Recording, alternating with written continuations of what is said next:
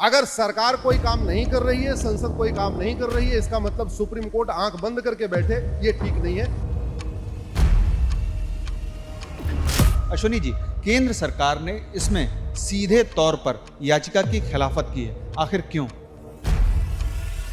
कि होमगार्ड के बच्चे को आरक्षण नहीं मिल रहा है, लेकिन होम मिनिस्टर के बच्चे को आरक्षण मिल रहा है। चपरासी के बच्चे को रिजर्वेशन नहीं मिल रहा है, लेकिन राष्ट्रपति, उपराष्ट्रपति और राज्यपाल के परिवार के जो लोग हैं उनको रिजर्वेशन का फायदा मिल रहा है।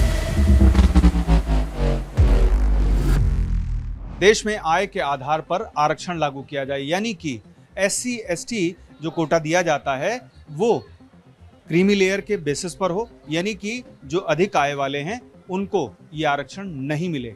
इस मुद्दे पर सुप्रीम कोर्ट में एक याचिका दाखिल है और इस पर केंद्र सरकार ने भी अपना जवाब दाखिल किया है, जिस पर बातचीत करने के लिए हमारे साथ एडवोकेट अश्विनी उपाध्याय साथ में हैं, जो इस मामले में याचिकाकर्ता भी हैं। अश्विनी जी, केंद्र सरकार ने इसमें सीधे तौर पर याचिका की खिलाफत की है, आखिर क्यों? देखिए, केंद्र सरकार का कहना है कि SC ST में कोई क्रीमी लेयर सिस्टम नहीं होना चाहिए और सब जैसे चल रहा है ऐसे चलना चाहिए।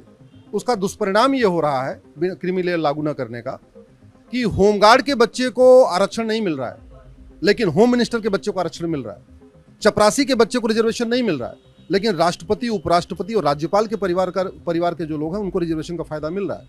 बहुत सारे ऐसे लोग हैं जो सांसद हैं, विधायक हैं, मंत्री हैं, मुख्यमंत्री हैं, उनके परिवार के लोग रिजर्वेशन का फायदा उठा रहे हैं। बहुत सारे ऐसे लोग हैं जो रिजर्वेशन का फायदा उठा के पहले IAS बने, IPS बने और अब वो राजनीति में आए तो रिजर्व सीट से चुनाव भी लड़ लिए। हमारा ये कहना है कि रिजर्वेशन केवल 10 वर्ष के लिए आया था और रिजर्वेशन केवल उनके लिए आया था कि जो वास्तव में जिनको जरूरत है। आज की डेट में रिजर्वेशन मजदूर के बच्चे को नहीं मिल रहा है, लेकिन फैक्ट्री मालिक के बच्चे रिजर्वेशन का फायदा उठा रहे। आज की डेट में शिक्षा मित्र के बच्चे को रिजर्वेशन का लाभ नहीं मिल पा रहा है, लेकिन सर, शिक्षा मंत्री हैं उनके बच्चों को रिजर्वेशन का फायदा मिल रहा है। लेकिन सर, इसमें सरकार को भी तो ये सारी बातें पता होंगी, आखिर इसके बावजूद सरकार ऐसा क्यों कह रही है, क्यों खिलाफत कर रही है याचिका की? देखिए, इशू ये थोड़ा सेंसिटिव है। इस रिजर्वेशन के मामले में, क्रीमी लेयर के मामले में जिस तरीके से समाज को गुमराह किया जाता है, उससे पॉलिटिकल पार्टियां इसमें बचती हैं, ये सबको पता है। रामविलास पासवान जी हैं, उनके परिवार को रिजर्वेशन क्यों मिलना चाहिए? मायावती जी के परिवार को रिजर्वेशन क्यों मिलना चाहिए? रामनाथ कोविंद जी राष्ट्रपति हो गए, उनके परिवार को रिजर्वेशन क्यों मिलना चाहिए? मल्लिकार्जुन खड़गे जी कितनी बार सांसद विधायक रह चुके हैं, उनके बेटे मंत्री हैं, उनके परिवार को रिजर्वेशन क्यों मिलना चाहिए? भारत में कम से कम ऐसे 500 लोग हैं जो रिजर्वेशन के सहारे सांसद, विधायक, मंत्री बने, राज्यपाल बने, उनके परिवार के लोग रिजर्वेशन का फायदा उठा रहे। और वहीं गांव में जो दलित परिवार का बच्चा, गरीब दलित है, EWS है, जो BPL है, जिसके माता पिता चाय की दुकान करते हैं, जिसके माता पिता सड़क पे मजदूरी का काम करते हैं, जिसके माता पिता खेती करते हैं, उनके बच्चे को नहीं हो रहा है। तो किसान के बच्चे को रिजर्वेशन नहीं मिल रहा है, कृषि मंत्री के बच्चे को रिजर्वेशन मिल रहा है, मजदूर। यानी आपका ये कहना है कि सोशल बैकवर्डनेस की बजाय आप आय के आधार पर और गरीबी के आधार पर आरक्षण तय करें और उसी के बेसिस पर आगे बढ़ें। हाँ, हमारा ये कहना है कि रिजर्वेशन ठीक है, दलित को मिलना चाहिए, शोषित को मिलना चाहिए, लेकिन उस परिवार को मिलना चाहिए जिसे आज तक कभी मिला ही नहीं, जिसके परिवार में कोई रिजर्वेशन के सहारे चपरासी भी नहीं बन पाया, सिपाही नहीं बन पाया, दरोगा नहीं बन पाया, उसको रिजर्वेशन मिलना चाहिए, न कि ऐसे लोगों को जो ऑलरेडी रिजर्वेशन का फायदा उठा के करोड़पति, अरबपति बन चुके हैं। यानी कि आर्थिक आधार पर और सामाजिक आधार पर जो मजबूत हो जाए उसको आरक्षण नहीं दिया जाए, बल्कि उन लोगों को दिया जाए जो गरीब हैं और जो सामाजिक तौर पर दलित और पिछड़े तो हैं ही, लेकिन आर्थिक आधार पर और सामाजिक तौर पर पिछड़े हुए भी हैं। बिल्कुल, उन्हीं दलितों को रिजर्वेशन का फायदा मिलना चाहिए जिनके परिवार में हर महीने 1 लाख रुपए से कम आय है। उन्हीं आदिवासियों के परिवार को रिजर्वेशन का फायदा मिलना चाहिए जिसके परिवार में हर महीने जो मासिक आय है वो 1 लाख से कम है। बहुत सारे ऐसे लोग हैं नॉर्थ ईस्ट में जो ट्राइबल में है और मुख्यमंत्री बन गए हैं, मंत्री बन गए हैं।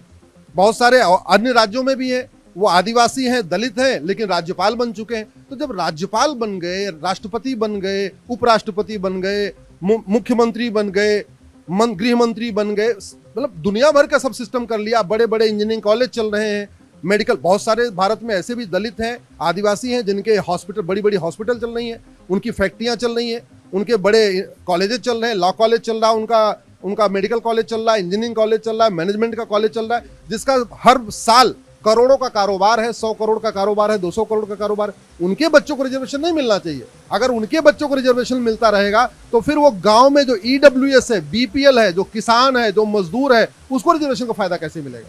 लेकिन जो हलफनामा है उसमें केंद्र सरकार ने साफ तौर पर कहा है कि न्यायपालिका ऐसे मामलों में दखल देकर के कोई निर्णय नहीं दे सकती। ये एक ऐसा मुद्दा है जिस पर संसद को ही निर्णय लेना चाहिए। देखिए, संविधान की सर्वोच्च व्याख्या करने का अधिकार सुप्रीम कोर्ट को है। अगर सरकार कोई काम नहीं कर रही है, संसद कोई काम नहीं कर रही है, इसका मतलब सुप्रीम कोर्ट आंख बंद करके बैठे, ये ठीक नहीं है। हम सुप्रीम कोर्ट से मांग करेंगे वो बड़ी बेंच बनाए, 5 जजों की बेंच बनाए, 7 जजों की बेंच बनाए, बड़ी बेंच बनाए, इस मुद्दे का समाधान करें। लेकिन जो कोटा सिस्टम है उसमें 10 साल में जो रिव्यू किया जाना था, ये तो काफी पहले कर दिया जाना चाहिए था। आखिर क्यों इतने बरस बीत गए हैं और उसके बावजूद रिव्यू के बारे में सरकारें नहीं सोचती? उसका कारण यह है कि जो एक बार लाभ ले लिए हैं वो 5-5 बार लाभ ले रहे हैं। ऐसे बहुत सारे लोग हैं जो सुरक्षित सीट से चुनाव लड़ते हैं, रिजर्व सीट से पार्षद बनते हैं, रिजर्व सीट से प्रधान बनते हैं, रिजर्व सीट से विधायक बनते हैं और रिजर्व सीट से मंत्री बनते हैं। अगर क्रीमी लेयर सिस्टम आ जाएगा तो वो रिजर्व सीट पर चुनाव नहीं लड़ पाएंगे, उनको कहीं और से जनरल सीट से चुनाव लड़ना पड़ेगा। तो इसलिए अपनी सिक्योरिटी के हिसाब से, अपनी दुकान चलाने के हिसाब से जो दलित समाज के सांसद विधायक हैं इस मुद्दे पे नहीं बोल रहे। जो पिछड़े समाज के लोग हैं या जो आदिवासी समाज के लोग हैं, उनको खुद ही संसद में कहना चाहिए कि हमको एक बार फायदा मिल चुका है, अब उन दलितों को, उन आदिवासियों को रिजर्वेशन का फायदा मिलना चाहिए जिन्हें कभी नहीं मिला। यही बाबा साहब अम्बेडकर चाहते थे। हम तो वही चीज मांग कर रहे हैं जो बाबा साहब अम्बेडकर का सपना था। दुर्भाग्यवश लोग बाबा साहब का नाम लेते हैं लेकिन काम वो कर रहे हैं जो बाबा साहब ने कभी सपने में भी नहीं सोचा था। इसमें ओबीसी में तो क्रीमी लेयर सिस्टम लागू है, आखिर क्या वजह रही कि ओबीसी में ये सिस्टम लागू किया गया और एससी एसटी में ये व्यवस्था नहीं लागू की गई? क्यों? क्या इसके पीछे सिर्फ राजनीतिक वजह है या अन्य कोई कारण भी है? देखिए, संविधान में तो ओरिजिनली ओबीसी के लिए कोई रिजर्वेशन का प्रावधान ही नहीं था।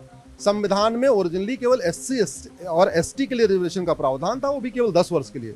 ओबीसी का जो रिजर्वेशन सिस्टम आया है वो मंडल कमीशन के बाद आया। बीपी सिंह ने अपने समय में कमीशन को लागू करने की मांग किया, पूरे देश भर में आंदोलन हुआ, उसमें बहुत सारे लोगों की जानें भी गई, अकाल सब कुछ हुआ है। तो इसलिए चूंकि ओरिजिनल संविधान में ओबीसी का आरक्षण नहीं था तो वहां पे क्रीमी लेयर सिस्टम हो गया। ये ओरिजिनली था, लेकिन इस बात को लोग भूल रहे हैं कि ये जो एससी एसटी का रिजर्वेशन था ये भी केवल 10 वर्ष के लिए था। तो अगर इसको आगे बढ़ाना है तो समीक्षा करना जरूरी है। और मैं तो बहुत सीधे से पूछता हूँ, सांसद, विधायक, मंत्री के बच्चे को रिजर्वेशन मिलना चाहिए या गांव के गरीब किसान, जो दलित परिवार में जो किसानी करता, खेती करता, मजदूरी करता, उसको मिलना चाहिए? ये सबसे बड़ा सवाल है। एक बात और कही जा रही है कि जब ईडब्ल्यूएस जो कोटा सिस्टम है उसमें आय के आधार पर, बेसिकली गरीबी के आधार पर जब 10% आरक्षण दिया जा रहा है तो बाकी से छेड़छाड़ क्यों की जाए?